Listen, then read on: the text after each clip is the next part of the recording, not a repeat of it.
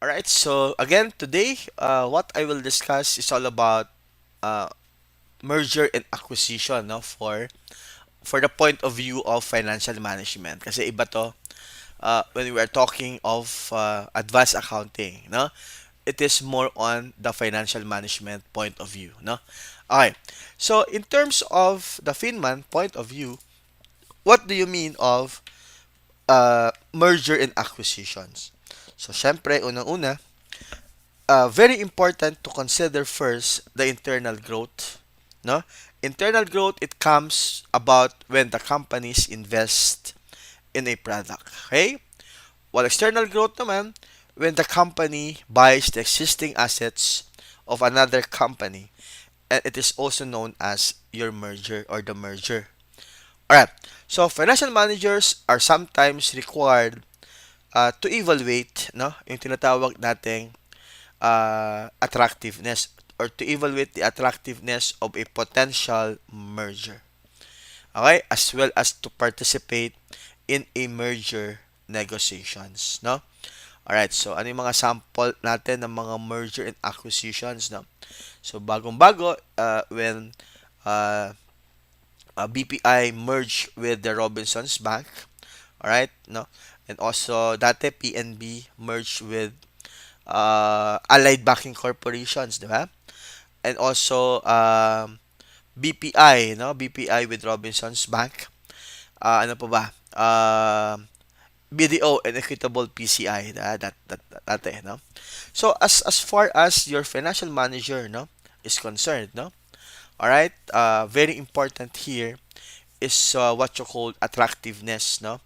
And also about diversify, no? So, in addition to the growth and mergers, it may allow also the organization to diversify. Okay, diversification yung tawag doon. Okay? So, there are three common ways now, particularly for the merger and acquisition. The following definitions will distinguish the difference between merger, consolidation, and holding company. So, ano ba class ang ibig sabihin ng merger? So when the merger is a combination of two or more companies in one, all right? So where only one acquiring company retains its identity. All right? Typically, the larger of the two companies of the acquiring company whose identity is maintained. For example, when the BDO acquired the Equitable PCI, 'di ba ngayon tinatawag tong BDO Universal Bank. Tama? It is known as the BDO Universal Bank. Okay. Also, number two is what you call consolidation. Ano ba class ang ibig sabihin ng consolidation? Two or more companies are combined to form a new company. And no one will survive, no? Or none of the consolidation firms legally survive. So, XY is equals to Z. Diba? Parang ganun. In effect, the consolidation of the firms are dissolved and the new company is formed. Yes. Kaya nga X plus Y is equals to Z, no? So companies X and Y give all their assets, liabilities, and stocks, okay, with the new company Z, no? In return, C stocks, bonds, or also you have your cash. So the combining companies X and Y with the new company Z as the emerging in terms of your consolidations. Okay. We have also here yung tinatawag nating holding company. Alright? A holding company holds or owns enough shares of the stocks to have voting control of one or more companies. Alright? So, pag sinabi class holding, alright, ibig sabihin there would be a parent and a subsidiary. Okay? It comprised of a group of business uh, in terms of the corporate entity. Diba? Yan yung ating tinatawag na parent and subsidiary. Alright? So, yan ang ibig sabihin ng klasa. Okay? Alright. So, an holding company, no? If it is a holding of more than 50%, no? Of the voting shares, no, particularly for our common stocks. Not the holding company ensures the control, no, of the company. In reality, the holding company can have an effective control, all right, if the of another company with a smaller percent, no, of the ownership. Okay? So, yan yung mga sample natin. Okay? So, particularly for the 20% ownership na tinatawag natin. Okay. Next one. So, very important also, the holding company is now called the parent company, and you have what you call your subsidiary. Alright? So, parent and subsidiary. Alright. So, ano pa yung mga sample natin, no? Particularly for the holding company. Pwedeng tinatawag nating vertical. Alright? So, pwedeng vertical, pwedeng horizontal, or what you call conglomerate, no? So, ano pagkakaiba nila, class? Okay? So, vertical, a vertical merger will exist when the company combines with your customer. May ganun na, customer mo. Tapos, naging mo ng kapartner, no? Okay na okay, no? Alright? So, also, for example, a furniture, no? Alright, combined with a furniture store, no? Okay, so that would be your vertical. Okay? You have us here, horizontal, when two companies of the small business, when all company buys another also. Similar siya. Okay? And also, we have conglomerate, no? Like San Miguel Corporation, diba? So, sila ay conglomerate.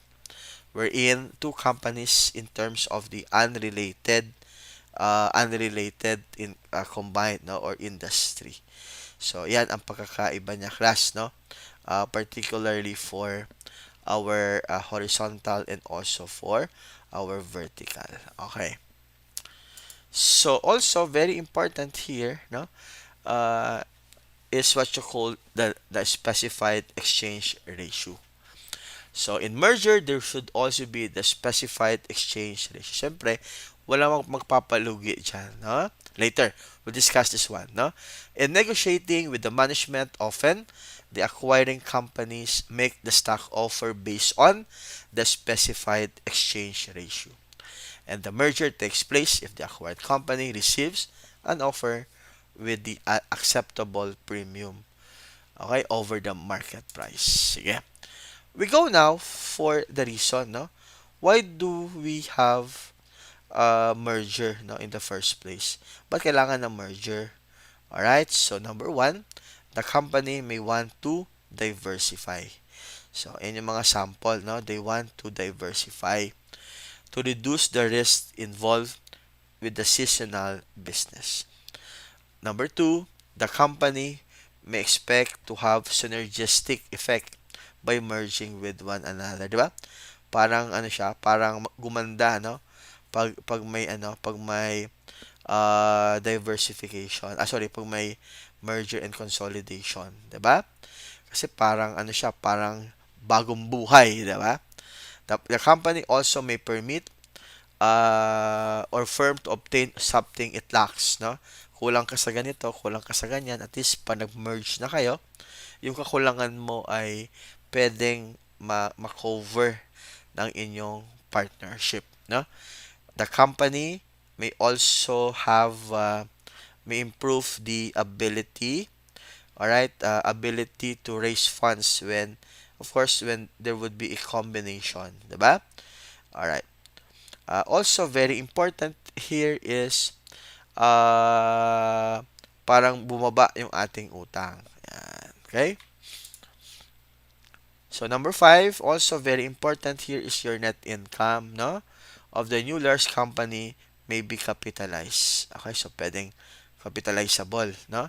Alright, at a low rate. Okay? The stock also of the large company is usually more marketable, no? Yan. In some cases, also the it is possible to finance the acquisition when it would not be possible in terms of the external. Alright, so pag hindi okay, alright, so yan. So dyan tayo papasok. Alright. Number 7, an acquisition can result in a good return. Siyempre, good return on the investment when the market value of the acquired company is significantly below our replacement cost. So, yan. So, may mga ano tayo ha, may mga advantage din and may mga disadvantages din. Okay? And the last one, yung ating tinatawag na NOLCO, 'di ba, sa taxation.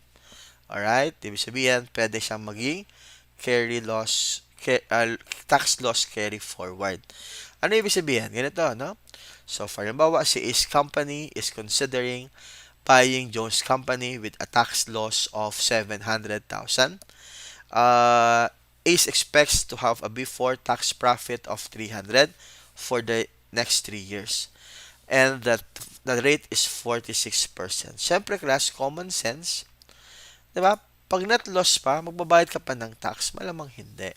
So, Ace Company is the acquiring company with that 300,000. For example, 300,000, 300,000, 300,000 for the purpose ano lang tawag of computation ha. Di ba magkano yung ating net loss 700. So, ibig sabihin, sa first year, pwedeng wala ka pang babayaran na tax, ano? Kasi nga tax loss carry forward. Okay? So, zero yung babayaran natin. Okay? In year 2, ganun din. Also in year 2, alright? So, particularly for 300,000. So, class, makano na lang yung natira natin? 100,000, no? With the 100,000, no? Ibig sabihin, babayaran mo na lang in year 3 ay only 92,000. Okay? So, you have your 92,000. Okay. So, because of the carry loss, carry forward. Okay. O, class, ano naman yung disadvantage of a merger? Okay? A merger may work out financially because of anticipated benefits such as cost reductions do not occur. Number two, there would be friction may arise between the management of the two companies. Pwede, may ganun talaga, no? Seniority yan, no? There will also be dissenting minority stockholder may cause problems. And number four, pwedeng harangin ng gobyerno. Government antitrust may block the delay of the proposed merger. Okay? Okay, so just wait lang, particularly for the merger and acquisition. So, when determining the term of the acquisition, consideration should be given to the following factors. Number one, there would be absolute amount of earnings. No, syempre, paano ka mag-merge, no? Wala kang pera, okay? Dividends, market price of the stocks, the book value of the shares, and also the net working capital. Sige. So, we go one by one. Okay? So, malamang, yung absolute earnings mo, syempre, kung wala ka naman pera, paano ka magbabayad, no? Particularly if there will be partnership. Dividends pa lang, kung wala kang pera, paano ka magbabayad ng dividends, di ba? O, that's why number two is your dividends, no? Impact of the acquisition. Kasi yung iba, ang hinahabol ay dividends. Pero, hindi nila alam kung paano about the, what you call that, about the stock appreciation. Okay? So, yan. So, dividends impact the acquisition terms. Alright, so it will also impact our acquisition. Okay.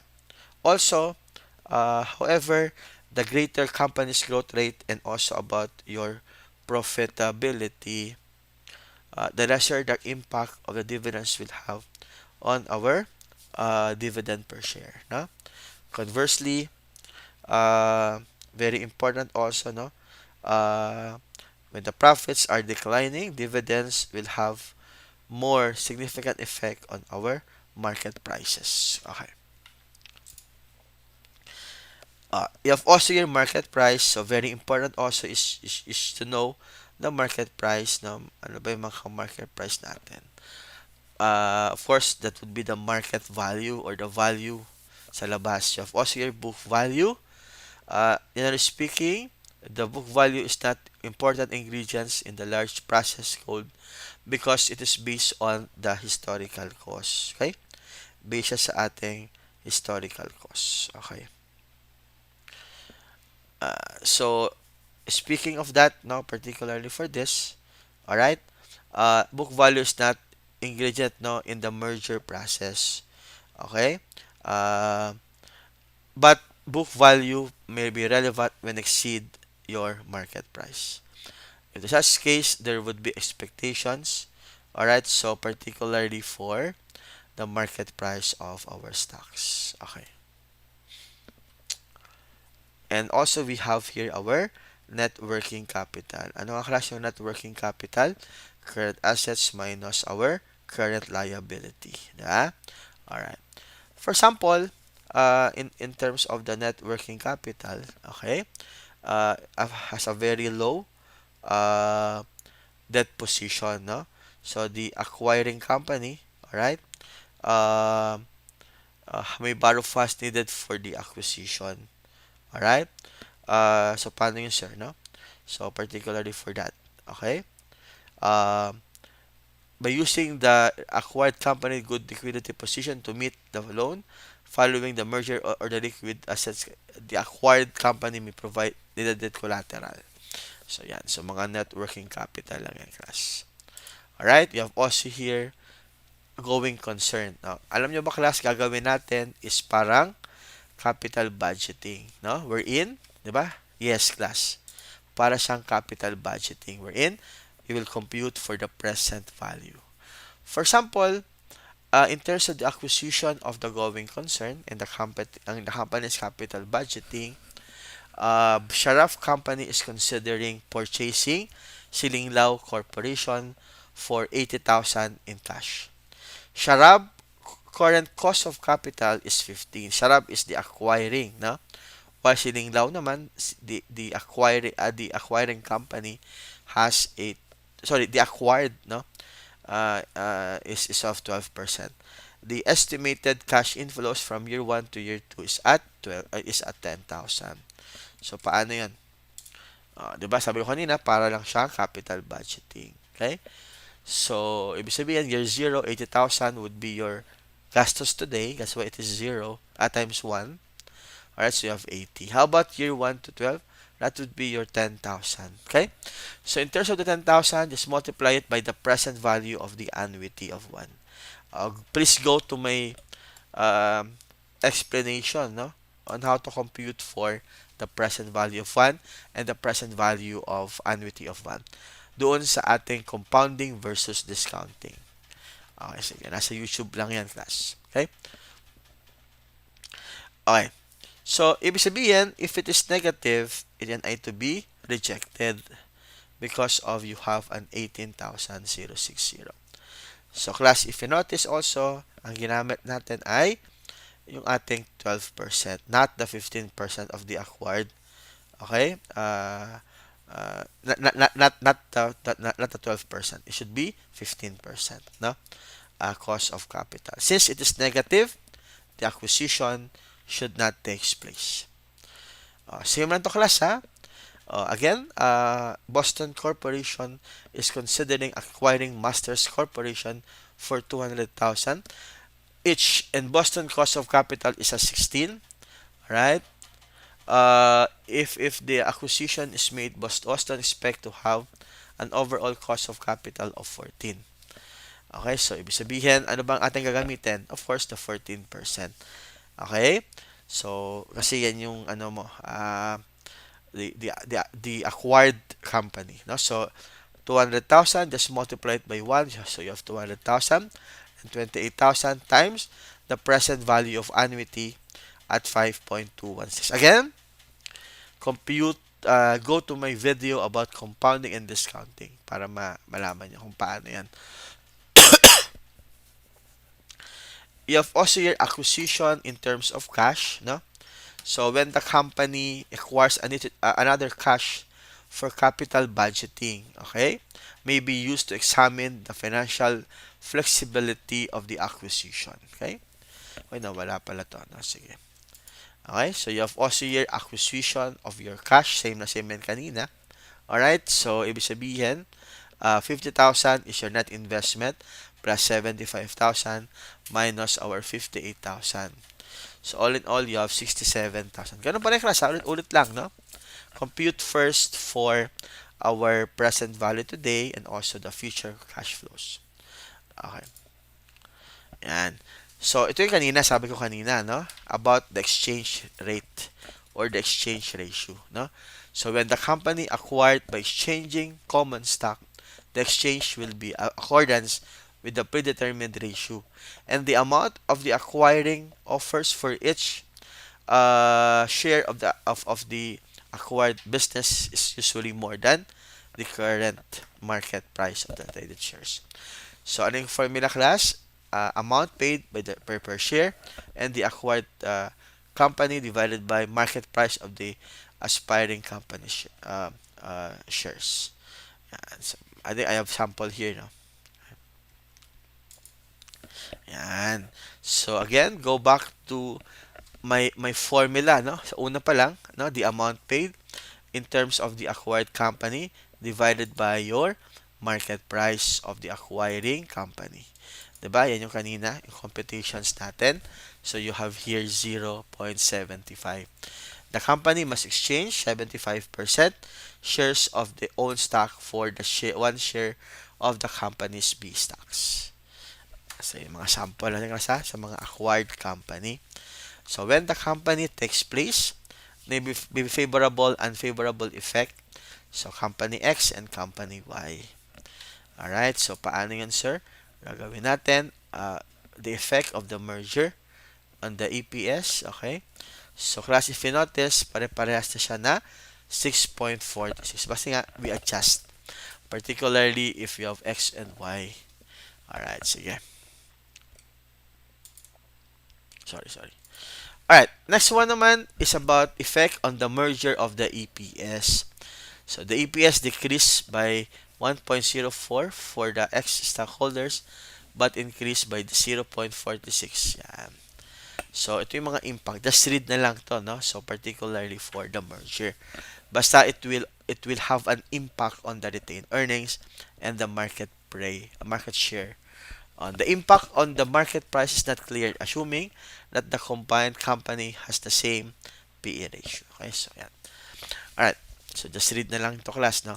Alright, how about naman in terms of the effect of the merger? Alright, so market price is you have 60, 20, and you have 25. Okay, yan. So shares naman, 25 divided by 60, you have 0.42. Yan. So, ito yung mga shares natin, no?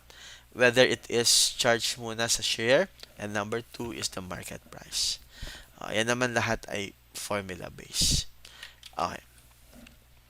So, same also with this one, no? So, ito madali lang to kasi you have your combined net income, no? So, halimbawa, you have 30 plus 14 divided by the weighted average, no? So, you have 20,000 plus 7,000 divided by 2.22.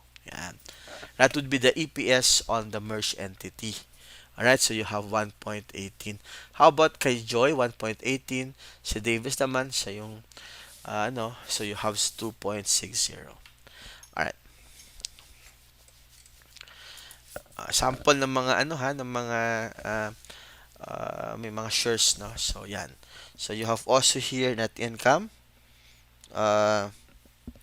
Alright, so you have Andrew and Stella net income. So you have 180,000 and we have 36,000. Shares outstanding is 60 and 18. EPS is 3 and you have 2. Market price naman is 30 and 14 and the PE ratio is as 10. Andrew uses its shares for the make this acquisition and the shares of the stocks had to issue the acquisition cost. Okay? And also you have 18,000 times 0.660 and you have here 10,800. Okay. So, ganun lang kadali ang ating merger and acquisition. Alright. So, don't forget the specified exchange ratio, ha? As discussed kanina. Okay? O, ganoon din naman to, no? If you notice, there would be an exchange ratio. Alright, so EPS muna natin. Combined net income 180 plus 36, no? So, if you notice class, 18,000 times 0.60. Magkano yung EPS mo? 3.05. So, kay EPS, wala. Kay Stella is 3.05 times 0.6. Ganun lang, no? Okay. So, very important also yung tinatawag nating holding company. Ano nga yung holding company? That would be your parent and subsidiary. Alright, so holding company is one that has the sole purpose of owning the stocks of the other business. So, ayun naman yung goal natin. Holding company can acquire a small percent of another company, example 10%, which may be sufficient to obtain significant influence. Yan. So, there would be significant influence, there would be control, no? And holding company may wants to obtain voting control of the business and may have impact, market purchase, or tender offer, no? To get your additional shares. We would prompt the officers to the company to use them or to have the company in a declining industry, for example, may decide to move out of their basic operations by liquidating our assets. Yes, okay? So since the operating companies held by holding company are distinct legal entities, the obligations of any of are isolated from the others. In case of them goes under, there's no claim on the assets, particularly of another. So yeah. So however, a loan officer that lends to one company may require guarantee of the other companies. No? So it will affect in terms of the assets of the companies. It may be case in a major setback involving the company, no? And it is not the responsibility. Okay. Ito yung mga advantages naman ng ating holding company, no? It may include the following: the ability that the holding company to acquire a large amount of the assets with a small investment. In effect, the holding company can control more. Yes, kasi you can afford eh. May pera ka eh, no? There's a risk protection because of the failure of one of the companies does not cause the failure of the other companies. Okay? The failure of one invested company would not cost the holding company more than its investment. No? And number three, it is easy to gain control over another company because all that is involved in buying is not stocks in terms of the market price. So unlike the merger in which the stockholder or the management approve is needed, no approval is needed for the holding company.